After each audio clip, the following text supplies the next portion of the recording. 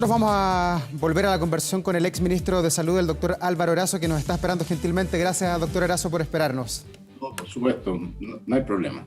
Bueno, estábamos conversando nosotros sobre la carta que enviaron los exministros de Salud. Hay una frase que llama la atención, dice que el gobierno comunique de manera experta los riesgos. ¿A qué se refiere? ¿Qué es lo que están alertando ustedes con esa frase? Bueno, sencillamente que no tengamos errores en la comunicación de riesgo y que sea un mensaje claro, que sea consistente, coherente y que no estemos después de una semana haciendo cambios que finalmente lo que producen es desconcierto. Los mensajes de riesgo tienen el propósito de convencer a la ciudadanía de cambiar actitudes, comportamientos y particularmente llegar a la familia, a sus hogares, a la conciencia ciudadana. Y creo que en ese sentido los hechos que hemos visto en las aglomeraciones motivadas por supuesto, fiestas de Año Nuevo, también de Navidad, la salida sin todos los cuidados que se requieren de vacaciones y particularmente también las fiestas clandestinas que son absolutamente condenables y una vergüenza que sectores acomodados, incluso teniendo todos los bienes, beneficios para poder acceder a la información y particularmente tomar conductas de riesgo, lo hagan ante la presencia y la indignación de todos los ciudadanos. Pero el mensaje tiene que ser claro, conciso, coherente y ganar la credibilidad de la población. Y en ese sentido,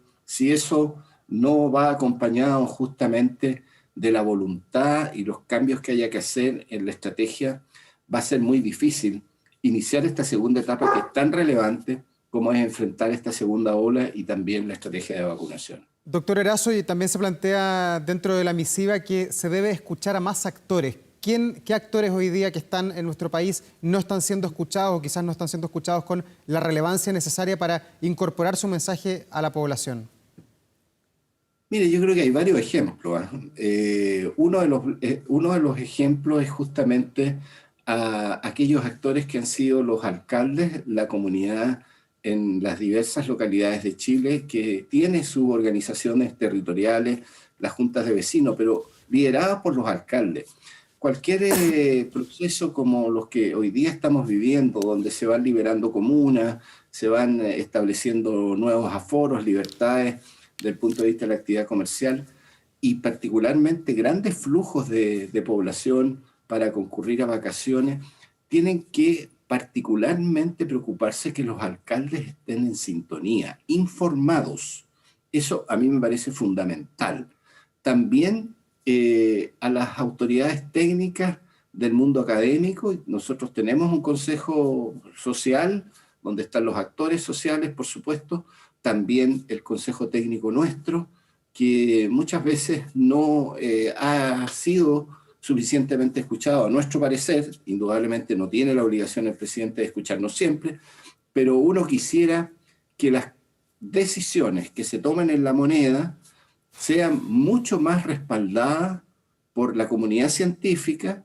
Ha habido avances en ese sentido, pero mucho más respaldadas por la comunidad científica y los representantes particularmente de los alcaldes, y que en particular esta manera de articular fuerzas para sumar voluntades tengan soluciones concretas a algunos requerimientos que hoy día tenemos.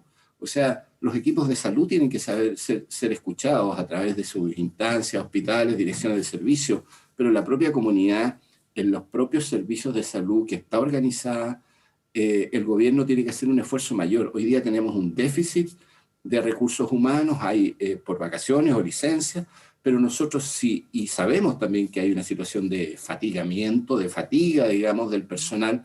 Si nosotros no entusiasmamos, en el buen sentido de la palabra, si no creamos lazos de un mayor compromiso, indudablemente que esta situación de no contar con el personal adecuado para sostener el incremento y la reconversión de camas críticas fundamentalmente, vamos a ver mermada nuestra capacidad de respuesta. Por ende, esta respuesta de liderazgo, de conducción, de convocatoria, es más allá que un acto declarativo.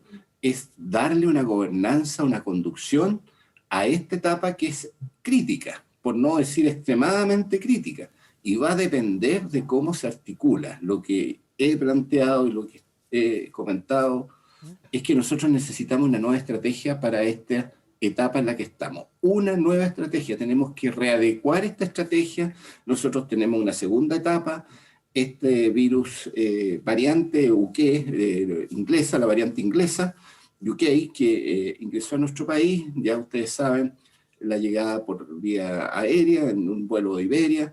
Sabemos que habían entrado casos anteriores, lo más probable. Se suma a una endemia que se ha ido activando, estamos en un proceso de crecimiento, estamos advirtiendo la posibilidad de que pudieran entrar algunas comunas en cuarentena, hay más de 400.000 personas en cuarentena a lo largo de Chile, por ende 4 millones de personas en cuarentena, y por ende en la región metropolitana estamos en una situación extremadamente delicada, porque fíjate, Davor, que hay una situación adicional. Acá la endemia y las situaciones críticas en las grandes regiones, particularmente en las cabeceras de regiones, está simultáneamente atacando con una carga de, por así decir, positividad y número de casos por 100.000 habitantes o 10.000 habitantes, como quiera llamárselo, los casos infectados, que no nos permite, digamos, tener una capacidad de derivación y de apoyo con soporte logístico, traslado y uso de camas Doctor. críticas, lo que torna más compleja la situación de la disponibilidad de las camas críticas, y asumado a esto los recursos humanos implica un esfuerzo adicional. Y esto, por ende, digo yo, un nuevo plan estratégico para esta etapa, con Sí. recursos adicionales, con refuerzo de las estrategias de trazabilidad. Nosotros tenemos que poner ahí el mayor énfasis, resolver donde sabemos que hay cuellos de botella o dificultades en tener un buen seguimiento y monitoreo de los casos. Ahí hay que ponerle esfuerzo, y también lo decíamos en la carta, bueno, los empleadores tienen que jugar un rol importante, Doctor. tienen que estar comprometidos con la salud de los trabajadores y evitar los brotes laborales que después se diseminan a la comunidad. Doctor Trabajadores de Erazo. temporada que son trasladados en condiciones de absoluta precariedad a sus trabajos. ¿Cómo es posible que en el siglo XXI nosotros tenemos un trabajo de temporada, trabajadores informales que concurren a labores que, como ustedes saben, en la agricultura, séptima, octava, novena región, aumentan, por supuesto, el riesgo de transmisión, y particularmente con los grados de conectividad que tiene nuestro país, digamos, en la carretera 5 Sur, en la 68 o en la 78, esto produce una diseminación como la que estamos viviendo críticamente. Doctor Erazo, ha planteado varios temas en esta locución. Vamos paso a paso, como dice precisamente una de las estrategias principales que ha diseñado el Ministerio de Salud. ¿Usted en esta Sí. nueva estrategia mantiene como pilar del plan de salud el plan paso a paso o lo eliminaría, lo cambiaría? Hay que revisarlo completamente. Hay que revisarlo completamente porque aquí han habido incongruencias. Incongruencias que la gente percibe, mire, para unos hay un trato y para otros hay otro trato. A lo mejor no es el propósito, pero lo que queda en la opinión pública es que no es coherente lo suficiente en cada una de las etapas. Por ejemplo, el tema de los adultos mayores. Hemos insistido muchas veces que los adultos mayores necesitan espacios para poder mover, hacer actividad, poder salir de la casa por una condición de salud y condiciones psicológicas. Eso se pudiera regular de manera adecuada. Creo que también el tema de la actividad física pudiera ser mucho mejor regulada, y el permiso, pensando que todos tienen delivery para que los accesos con un solo permiso para concurrir en términos de ir a buscar o acceder a un beneficio adicional esencial, yo creo que tiene que ser mejor trabajado porque se presta para confusiones. Y lo otro que a mí me parece fundamental es que esta estrategia, ahora sí, tiene que tener un beneficio económico muy, muy importante. No quiero decir que pueda homologar los ingresos de una persona, porque es muy difícil poder establecer la distribución de cómo se va a hacer este ingreso económico en esta situación de la segunda ola. Pero necesitamos generar recursos para evitar que la gente salga a buscar el sustento diario de haber una situación de cuarentena, y particularmente la estrategia de transporte es todavía una incertidumbre porque uno concurre, mira, observa, analiza cómo se está produciendo el transporte en los lugares y en las horas donde son las horas peak por condiciones laborales, y está saturado. Entonces la gente dice, ¿cómo me exigen distanciamiento físico si yo tengo que concurrir a trabajar porque tiene un contrato y el sistema de transporte chileno no está dando cuenta de lo que uno está predicando como mandato, como Estado? Entonces, o arreglamos el sistema de transporte con horarios diferidos. Si las empresas se ponen de acuerdo, el Ministerio del Trabajo establece sistemas diferidos de horario para que concurra la gente al trabajo. Disminuimos lo que hoy día hemos ido avanzando en materia de carga del trabajo. Eso va a ser indudablemente un apoyo para que no tengamos situaciones en las cuales la gente está completamente saturando el transporte público, que sabemos la conectividad es fundamental. Otro ejemplo es Fantasilandia. O sea, cómo nosotros tenemos restricciones por una parte y por otro lado grandes aglomeraciones que van generando incertidumbre, y por eso que mi llamado, mi recomendación es a que mejoremos esta estrategia. Y lo último, el aeropuerto de Santiago. Sí. El aeropuerto de Santiago hemos puesto medidas de restricción, sobre todo para los países que tienen antecedentes de que está la presencia de la variante UK, ¿no es cierto?